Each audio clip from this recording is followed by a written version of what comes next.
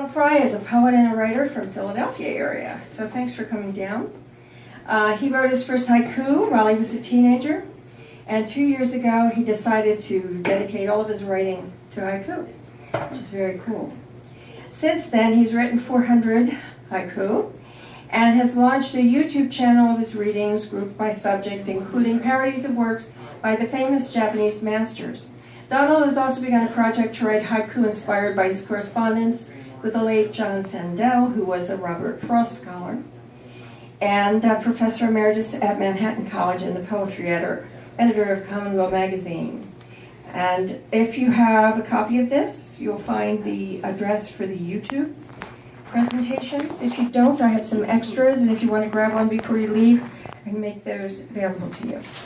So, Donald, welcome.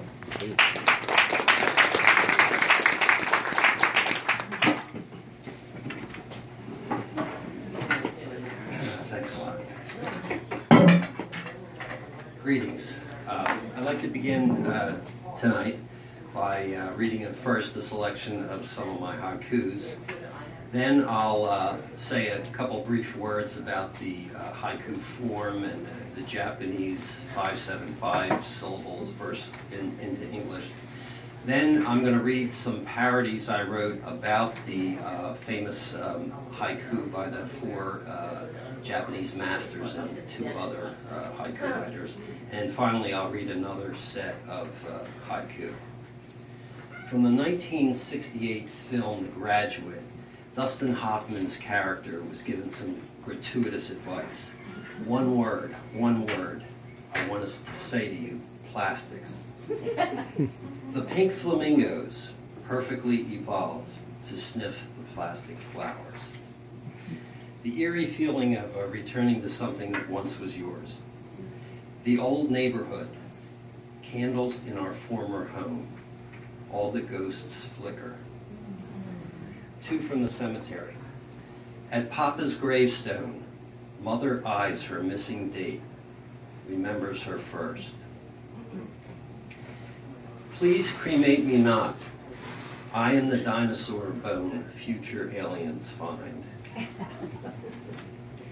Those of us who have gardens, no matter what we expected to attract initially, squirrels will always follow.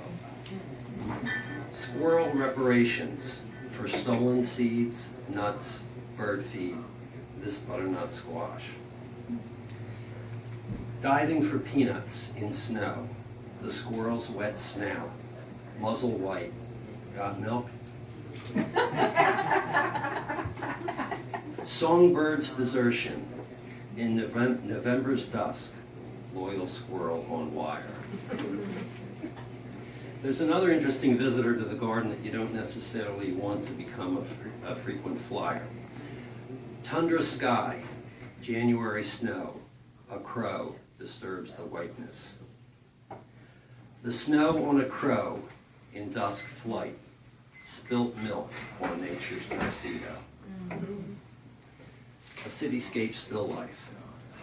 Restaurant at dawn, queue of hungry sparrows grab an outside table. And another.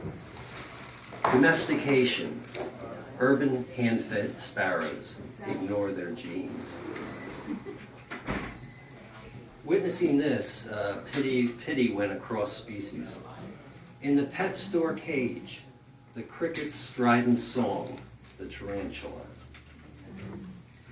2 about spiders. Autumn compost bin, the spider's dangling trophy, carcass of summer. Against the blue sky, the spider's unfinished web, weaved by jet exhaust. This is everyone's fear nowadays, so it's nice to transfer it to another animal. The chunk of bread the squirrel left in my garage. Alzheimer's? 3 about health concerns. Fermenting apples, my ancient aunt's rotting porch. Yes, no doctors came. The cancer patient, dandelions usurp his lawn and relentlessly advance. Christmas gift. Christmas gift early, that autumnal lump, benign. Blue jays are a welcome guest in my garden. They announce their coming and, like squirrels, are addicted to peanuts, which I disperse. Reciprocal. For the jay, peanuts. For me, the color blue. A cloud shadow hood cloaked the blue jay. Then the sun brought the cobalt back. From the road to the museum at night. In the roadkill's eyes, 2 full moons, scavenger's harvest. Egypt's king mummy, the sprightly museum mouse, the ripeness is all. Now, trying to define what a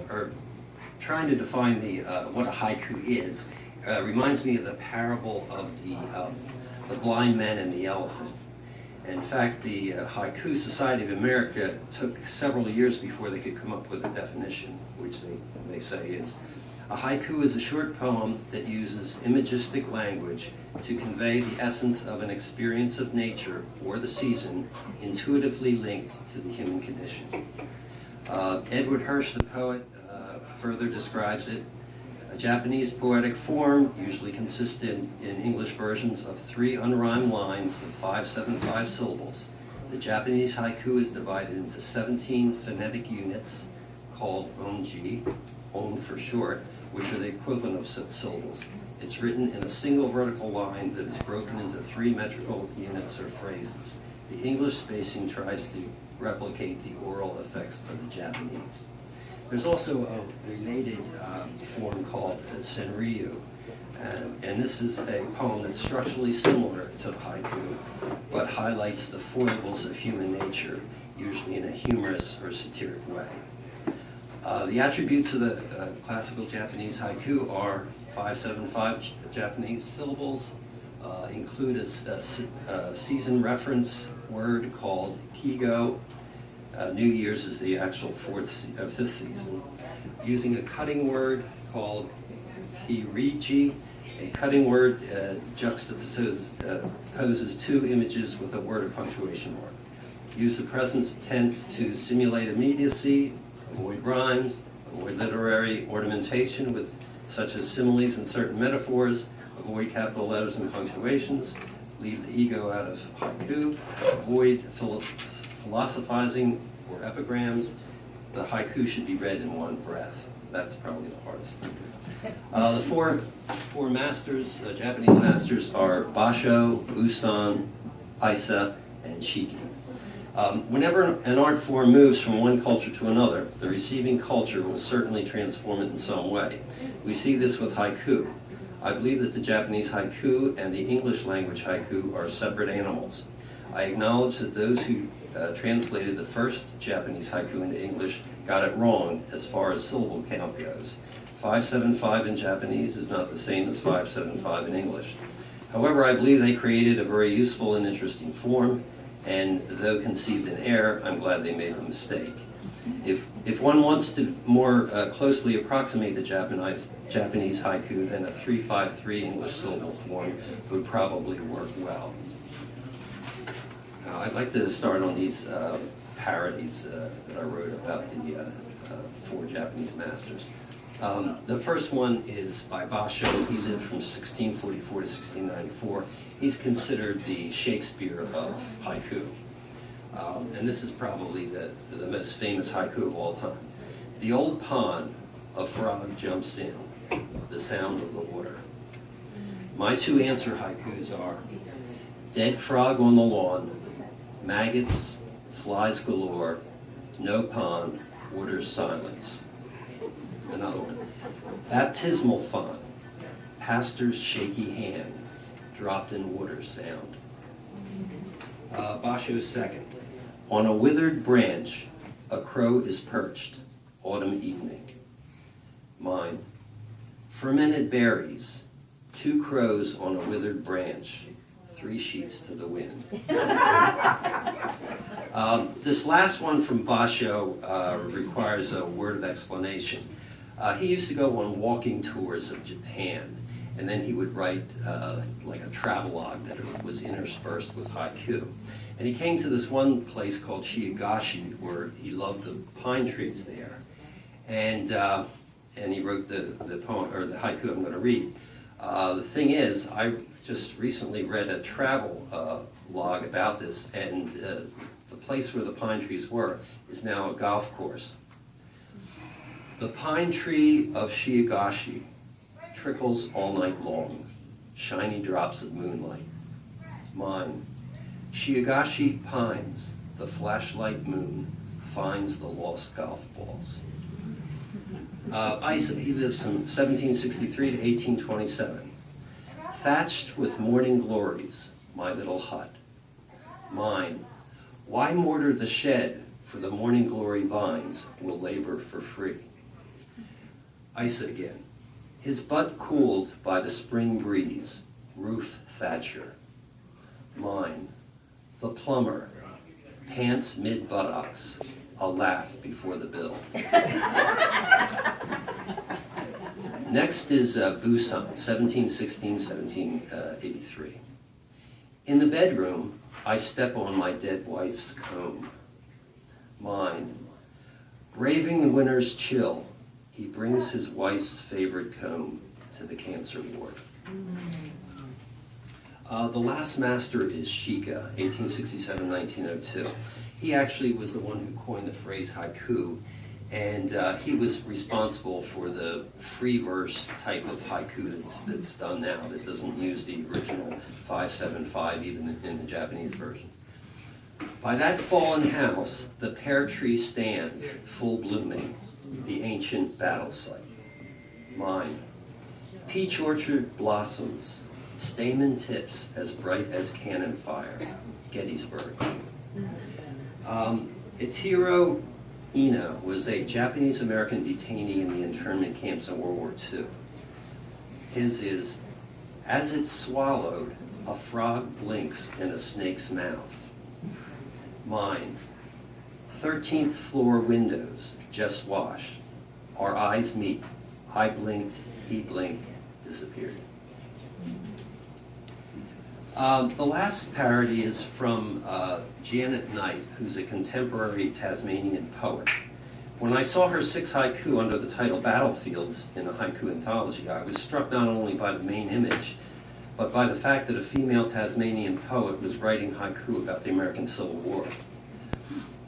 Amputated limbs outside the tent hospital turn blue in the cold. I dashed off a quick rebuttal. Union Hospital, the orderly waves to a stack of arms. Then settled in with hospital in snow, amputated rebel limbs turn a Union blue. The last bunch of haiku I'll read. The first 3 are about Little League Baseball. 40 summers gone since the last innings dropped ball, Seagram's in his glove. YouTube, Little Leaguers dropped fly ball, eternal. 2 out, bottom 9th, overhead, 4 crows, a hawk, fans become one eye. 2 for the full moon. Since they walked on you, moon, and harvested your skin, the romance is gone. December's morning's moon, crossed by jet exhaust plume, my grandpa's mustache. 2 about autumn. Autumn wind propels twirling leaves, kamikazes, glorious in death. On watching decay at work, jack-o'-lantern smile, in October spherical, winter a pancake. Luna moths. The next 3 are about Luna moths. They are the largest and one of the most beautiful moths, named for the crescent-like markings on their wings. 2 eyeballs markings on the wings are to confuse predators. In 1987, a Luna moth stamp was released. While we waited for the hummingbirds, a sparrow raised a Luna moth. Luna moth, a kite in the sparrow's beak, lunch and tribute to the moon. In the sparrow's beak, Luna moth's dead wings unfurl. Mount Suribachi. Two about Christmas. Fallen angel, the horizontal tree, Father's Christmas spirits. Late on Christmas Eve, trees abandoned on the lot, those who died in vain. Two about winter. January dusk, the vermilion clouds crowd out the damask. Weeping willow tree, winter gust unleaved it, old woman's thin hair. The next one is one of my coffin closers. As Dad's coffin closed, I slipped a pack of luckies. Death will part them not. And these last two are actually inspired by events last month at Jackson Inn. The first was inspired by Bob Davis's poem. The second by a cell phone's gone crazy. Snow on the old man. Each unique flake falls on his younger self. The mobile phone, firefly alights, amber alert. Thanks.